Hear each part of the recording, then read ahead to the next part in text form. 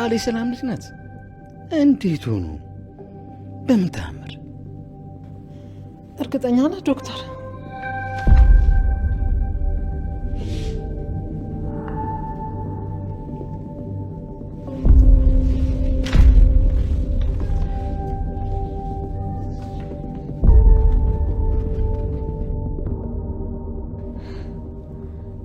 አሁንም ልጅ መሆኔን አታምኚም አይደለ? ቆይ ምን አይነት ሰው ነሽ? ምን አለ ካንቺ ባልተፈጠርኩ። እንደነገርኩሽ ውጤቱ ከ99% በላይ መሳስ ዶክተር ጊዜ የለንም፣ አሁኑን ወሰን።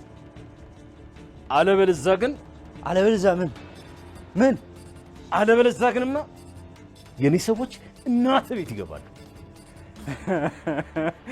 ደውል ባይሉ ደውል።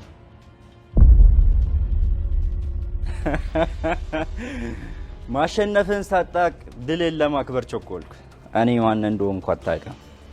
በነገር ላይ የተሳሳተ ሰውን ነው ለማስፈራራት እየሞከርክ ያለው። እኔ ማንም አስፈራርቶ የማልፈልገውን ነገር ሊያሰራኝ አይችልም። ትሰማኛለህ? ስለ እናትህ ብታስብ ይሻላል። ከዚህ ነገር ምንም አትጠቀም። ምንም እናቴ የሆነ ነገር ብትሆን ግን በነገር ላይ እናቴ ምንም ልታረጋታችና አታውቀኝም ማለት ነው።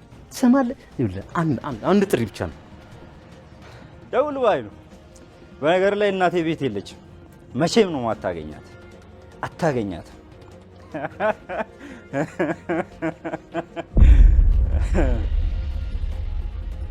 እሺ ባይሉ፣ በር ላይ ያሉትን ሰዎች ግቡ በላቸው። ባዶ ቤት ገብቶ መዝናናት ካማራቸው ግቡ በላቸው። የውሻ ልጅ ሰራልኝ። እሺ እሱን ተውና ስንት ብር ይክፈለ? ስንት ብር?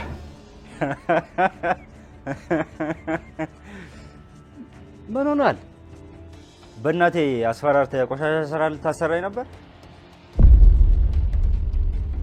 እኔ የምልህ ባይሉ፣ በራስ መተማመን በጣም ነው ማደንቅል። የተሳሳትከው ማን እንደሆንኩ አለማወቅ ነው። እንደ ሌሎቹ በተራ ወሬ የምታልል ሰው አይደለም። ጥራ ቁጥር ጥራ። 500,000 600,000 700,000 ጥራ። የፈለከው ቁጥር ጥራ። እኔ ባይሉ ሰጣለሁ። ከዚህ ነገር ውስጥ እንጂ ቁጥር ጥራ እያልኩ ነው። ምንድነው የምፈልገው? ከዚህ በላይ ምን ልጥራለህ? የፈለከውን ቁጥር ጥራ። ግን ፍጠን። ሰላም ወደ ቻናሌ ቤተሰቦች እንዴት ናችሁልኝ? እንኳን ወደ እኔ ዩቲዩብ ቻናል በሰላም መጣችሁ። አደራ ድራማ እንግዲህ በድጋሚ ቃልና አቶ በኃይሉ አሸንፈዋል። በጣም በሚያሳዝንና በሚያናድድ መልኩ የወይዘሮ ሰላም እና የቃል ውጤት መጥተዋል። ነገር ግን ሁላችንም ያልጠበቅነው እንግዲህ ውጤቱ ተቀይሯል። በጣም ነው የሚያሳዝነው። ነገር ግን የዚህ ውጤት መቀየር ግራ የሚያጋባው ደግሞ ማንቀየረው የሚል ነው ነገር ነው። በእርግጥ በዚህ ነገር ላይ ቃል በጣም ተረጋግታ እያየናት ነው። ቃል ያደረገችው ነገር ይኖር ይሆን እንደ የሚል ሀሳብ አለኝ እኔ በበኩሌ። ምክንያቱም በፍጹም እዛ ቦታ ላይ ልትገኝ አትችልም ነበረ። በዛ ላይ ደግሞ በጣም ተረጋግታ ነበርና ምን አድርጋ ይሆን የሚለው ነገር ነው። ከዛ ውጭ ግን የዚህ ውጤት እንግዲህ መቀየር ዶክተሩም ግራ ጋብቶታል። በጥንቃቄ አይታችሁ ከሆነ እንግዲህ ይህን ምርመራ ሲያደርግ አቶ በኃይሉና ቃል ምርመራው እንዳይካሄድ መጀመሪያ በጣም ብዙ ነገር የራሱን ዶክተር አዘጋጅቶ ገንዘብ ከፍላችኋለሁኝ ከዛ ውጤቱን ትቀይሩልኛላችሁ ብሎ የራሱን ዶክተር ካዘጋጀ በኋላ ሰላምን እንግዲህ ፈቃድሽ ይደረግልሻል፣ ምንም ችግር የለውም፣ ልጅሽ ናት፣ ነገር ግን ትመርመር ካልሽ ፈቃደኛ ነን በማለት እንግዲህ የራሱን ሰዎች አዘጋጅቶ ነበረ። ሰላም ጭራሽ እሱን ስለምትጠራጠረው አይሆንም ራሴ ማምነው ዶክተር አለ የራሴ ዶክተር ብላ በራሷ ዶክተር በጥንቃቄ ነው ይሄ ነገር የተሰራውና በጣም ነው የሚያስደነግጠው። እውነት ለመናገር እንደዚህ አልጠበቅንም። የብሌን እውነት ይወጣል ብለን ተስፋ ስናደርግ እንግዲህ ብሌን ራሱ አእምሯ ነው ምንድነው ቅስሟ ነው ስብር ያለው ማለት ነው በዚህ ነገር። ምክንያቱም የጠበቀችው ነገር አለ፣ ትክክለኛ እውነተኛ የምታውቀው አንድ ነገር አለ። ቃል የሰላም ልጅ አለመሆኗን ታውቃለች። በጆሮዋ በልጇ አንደበት ነው የሰማችው። ዛሬ ነገ ለእናቴ እውነቱን ነግሬያት እናቴ መሆኗን በግልጽ ታውቃለች ብላ እየጠበቀች ነበር እና ቅስሟ ነው የተሰበረው በዚህ ነገር እና እንዴት እንዴት ተደስታ እንደነበረና ከዛ በኋላ ውጤቱ እንደተቀየረ ስትሰማ እንዴት ፊቷ እንደተቀየረ እንዴት እንዳለ እንባዋ ራሱ በጣም የንትን ነው። በቃ በጣም ስትከፉ የምታለቅሱት እንባ የለም እንደዚህ አይነት እንባ ነው ያየሁባት እና በጣም ነው ያሳዘነች። ደራሲው ምን አስቦ እንደሆነ አናውቅም። ድራማውን ለማራዘም በፍጹም እንደዚህ ማድረግ አልነበረበትም። ምክንያቱም እነዚህ እናትና ልጅም ሆኑ ቃል ራሱ አቶ ባይሉ ሰላም ህይወት ላይ ከዚህ በላይ ምንም ሊያደርጉ አይችሉም። በጣም ብዙ ነገር ህይወቷ ውስጥ ገብተው ብዙ ነገር አበላሽተዋል እና ብሌንና እናቷም ደግሞ ተለያይተው ለብዙ ጊዜ ኑረዋል። ስለዚህ ከዚህ በኋላ ውጤቱን አቃይሮ ድራማውን ማራዘም አያስፈልግም ነበር። በሌላ መልኩ ድራማውን ማራዘም እየተቻለ ነገር ግን ውጤቱን ወይም ደግሞ ማዘገየት ራሱ ይቻላል። ውጤቱን ሊዘገይ ማድረግ ይቻል ነበረ። እዚህ ጋር በነገራችን ላይ የዶክተሩን ተአማኔታ ራሱ ያሳጣ ነገር ነው። ምክንያቱም ይሄ ዶክተር በጥንቃቄ ይሰራል። ብዙዎቻችሁ ኮሜንት ላይ እንደውም የታዘብኩት ነገር በዚህ ዘመን እንደዚህ ህሊናውን በገንዘብና በሌላ ነገር የማይለውጥ መልካም ዶክተር አለ። መልካም ሰዎች አሉና እስኪ ማለት አንዳንዴ መልካም ነገር ስለምን አይታይም? ለምንድነው ሁል ጊዜ መጥፎ ነገሮች ብቻ የሚታዩት? ዶክተሩ በጣም ታማኝ ሰው ሆኖ ተገኘ። በጣም ተገረምን በዚህና ከዛ ደግሞ እንደዛ የለፋበት ውጤት ሳይቀየር መምጣት ሲገባው ግን የዶክተሩን ልፋት ነው እንግዲህ ያበላሸውና እንግዲህ በምን መልኩ እንደተቀየረ ውጤቱ አይታወቅም። ይሄ ለሁላችንም እንቆቅልሽ ነው። እኔ ግን እንደሚመስለኝ ከሆነ ምናልባት ሐኪም ቤት ውስጥ ምናልባት ፋይል ተቃይሮ ውጤት ተቃይሮ ካልሆነ በስተቀረ እንዴት ሊቀየር ቻለ የሚለው ነገር በዶክተሩ ጥንቃቄ ማለት ነው። በጣም ጥንቁቅ ነው። አይታችሁታል። ያኔ የምርመራውን ውጤት ለመውሰድ ሲመጣ ናሙና ለመውሰድ ሲመጣ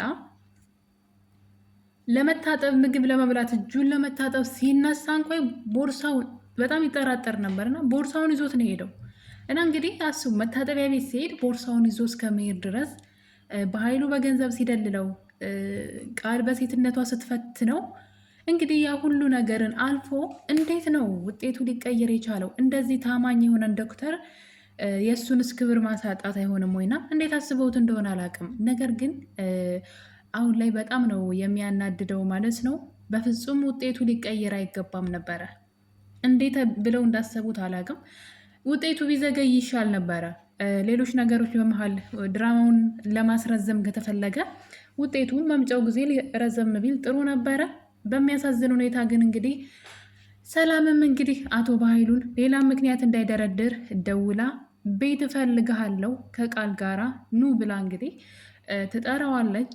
በኃይሉም አንገቱን ደፍቶ ነው ሄደው። አንገቱን ደፍቶ እንደሚዋረድ አውቆት ሰላም ቤት ይሄዳል እና እንግዲህ ውጤቱ እንደመጣ አያውቅም መጀመሪያ ላይ እና ለምን እንደጠራቸው አላወቅም። ስለዚህ ቤት ሲደርስ ስለ ውጤቱ እንደሆነ ሲሰማ አቶ በኃይሉ አንገቱን ይደፋል። ጭራሽ ልክ እንደ ታማሚም የሆነ ችግር ለመፍጠር እየሞከረ ነበረ። በሆነ ነገር ይህን ነገር ማበላሸት አለብኝ ብሎ በጣም ብዙ ነገር ሲያደርግ ነበረ። ዶክተሩ ውጤቱን በእጁ ይዞ ሲያየው ውጤቱን ክፈትና ሳየን ከዛ አንተም ወደ ስራ ሄድ ስትለው ሰላም አቶ በኃይሉ እንደዛም አይሆንም እንግዳ እኮ ነው እንዴ ተነሽ ብሎ ብሌንም በቁጣ ማለት ነው የሆነ ነገር አድርጌ ሲል ሲናገራት እያየን ነበረ። ምክንያቱም በቃ በሆነ ምክንያት ውጤቱን ሰርቆ መውሰድ ይፈልግ ነበረ።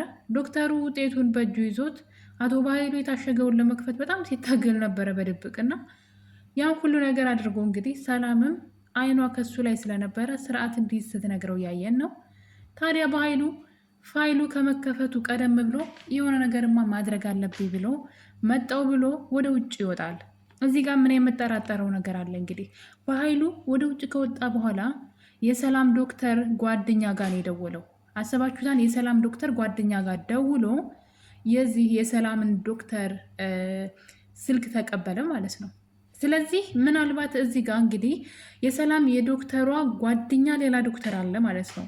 ያ ዶክተር ከበኃይሉ ጋር እንግዲህ የጓደኛውን ሚስጥር የጓደኛውን ስልክ ያለ ፈቃዱ ነው የሰጠው ለምን እንደተፈለገ ሳያውቅና ምናልባት በኃይሉ ያኛውን በገንዘብ ገዝቶት ውጤቱን አሰርቆት ይሆን የሚልም ሌላ እንትን አለኝ ማለት እንደዚሁ የማስበው ማለት ነው።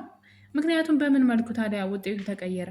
ቃልም ሆነች አቶ በኃይሉ ይህን ውጤት ማስቀየር አይችሉም በዶክተሩ ዘንድ ማለት ነው። እና በጣም በሚያናድድ ሁኔታ እንግዲህ አቶ በኃይሉ ስልኩን ከጓደኛው ተቀብሎ ዶክተሩ ጋር ይደውልለታል። ድምፁን ቀይሮ ነው በነገራችን ላይ እና እንግዲህ ወደ ውጭ ወጥቶ ሊያወራው ሲል ራሱ በኃይሉ ነበረ ድምፁን ቀይሮ ዶክተሩን ለብቻው ለማግኘት የመጨረሻ ሰዓታት ስለደረሰ የሚያደርገው ነገር ምንም የለም። ስለዚህ ያለው አማራጭ ዶክተሩን በድጋሚ ማታለል ነው እና ዶክተሩ ወደ ውጭ ሲወጣ እንግዲህ እኔ ነኝ የደወልኩልህ ስልክህን ከጓደኛ ተቀብዬ በማለት ዶክተሩ ይጠይቀዋል። እንግዲህ 600 ሺህ፣ 500 ሺህ፣ 700 ሺህ ብር ልስጥህ ይህን ውጤት ቀይረው እያለ በግልጽ ጠይቁታል። ዶክተሩ በዚህ ንግግሩ በጣም ተናዶ እኔ እንደማንም ተራ ሰው አይደለሁም፣ በገንዘብ የምትገዛኝ ሰው አይደለሁም በማለት እንግዲህ ዶክተሩን በእርግጠኝነት ውጤቱ አላየውም። በነገራችን ላይ ዶክተሩ አላየውም ማለት አንችልም። ዶክተሩ ነው አይደለም ውጤቱን እንትን ብሎ ያመጣው። ስለዚህ የሚያውቀው ነገር ይኖራል ብዬ አስባለሁ፣ እሱ ከሆነ ውጤቱን የሚሰራው እና እንግዲህ በመጨረሻም አቶ በኃይሉ ዶክተሩን ለማግባባት ቢሞክርም ዶክተሩ ግን እኔ በገንዘብ የምገዛ ተራ ሰው አይደለሁም፣ ክብርህን ጠብቅ ብሎ ትቶት እንግዲህ ወደ ውስጥ ይገባል።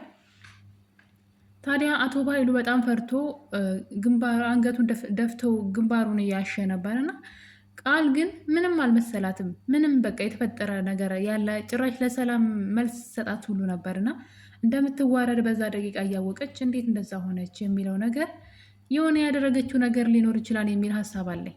እሷ በጣም ተረጋግታ ነበረ።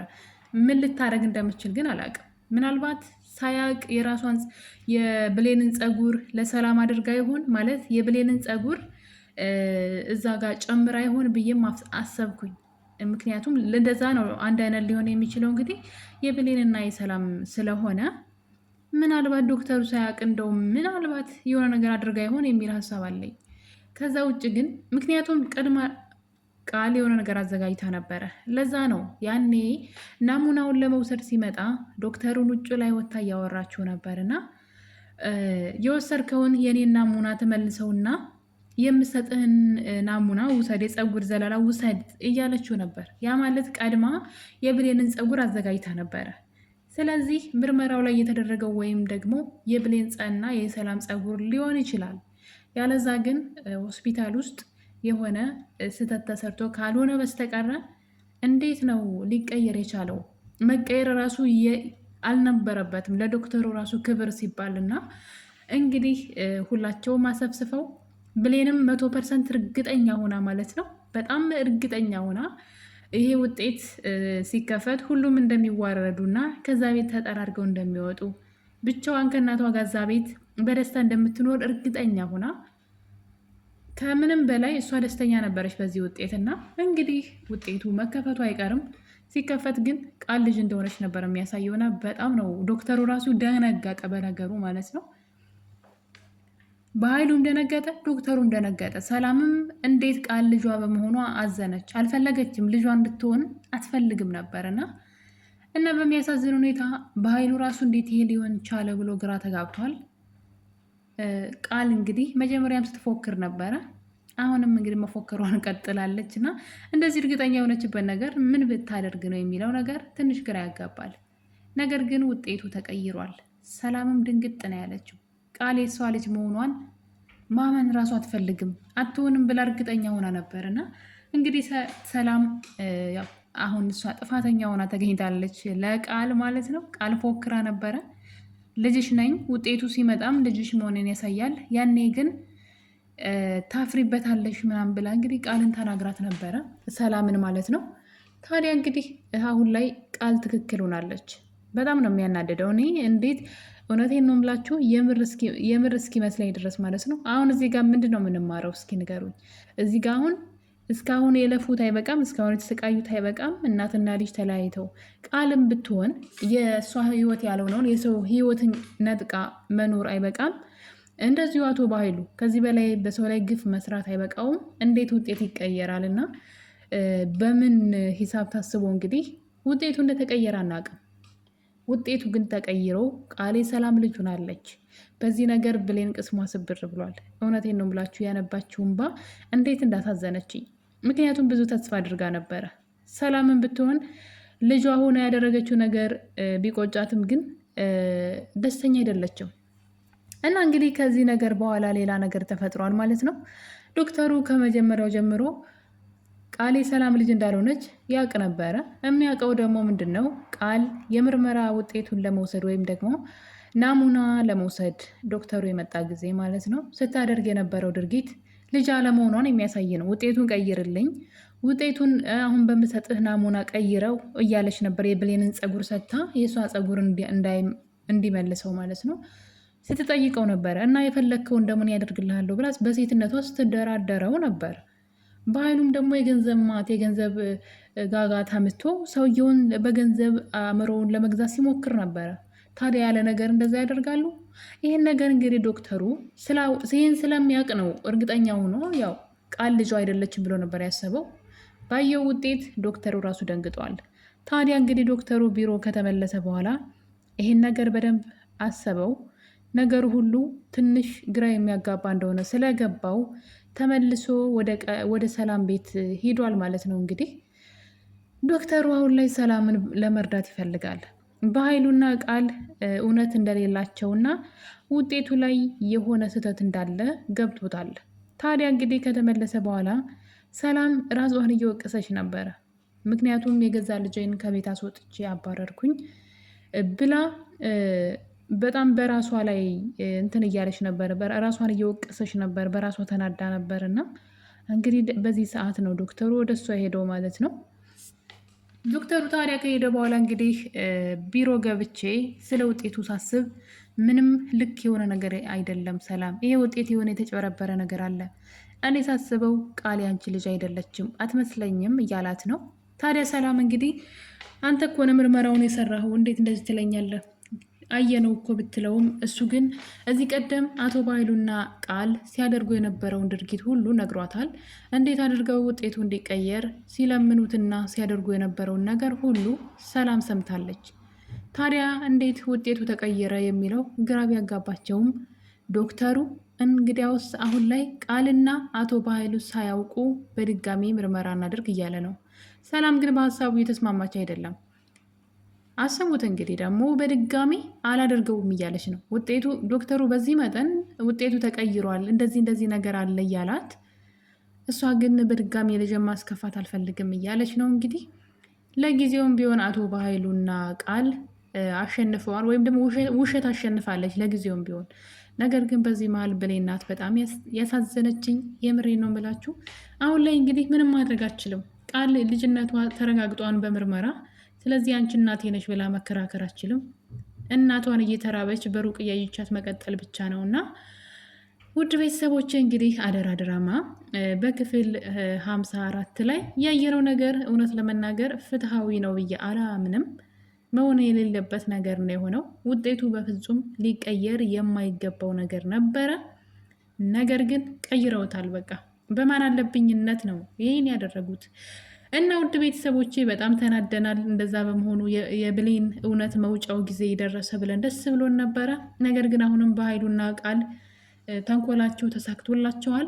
በባሌም በቦሌም የሚሆን በምን ምክንያት የሚሆን ባናቅም ግን አሁንም እነሱ አሸናፊ ሆነዋል። አደራ ድራማ እንግዲህ በክፍል 55 ላይ ምን ሊፈጠር ይችላል? ሰላም በዶክተሩ ሀሳብ ተስማማ የሆነው የሚለው ሌላ ጥያቄ ነው። ምክንያቱም ዶክተሩ ሌላ አጀንዳ አምጥተዋል፣ ወይም ደግሞ ሌላ ሀሳብ ለሰላም አምጥተውላታል። በድጋሚ ምርመራው ይደረግ፣ ልጅ እንዳልሆነች በራሷ አንደበት አውቃለሁኝ፣ በራሷ አንደበት ነግራኛለች። በቃ ምርመራውን ቀይርልኝ፣ እኔ የፈለግከውን ሰውነቴን ላንተ ሰጣለሁ ብላ እንግዲህ ምንድነው ሴትነቷን ማለት ነው። ታዲያ እንግዲህ በዚህ የተነሳ ሰላም በድጋሚ እንድትጠራጠር ዶክተሩ እያገዛት ነው። ውድ ቤተሰቦቼ አደራ ድራማ የዛሬው ትረካችን እንግዲህ ይህን ይመስል ነበር። በሌላ በአዲስ ቪዲዮ እስከምንገናኝ የዛሬን አበቃን። ቸር ቆዩልኝ።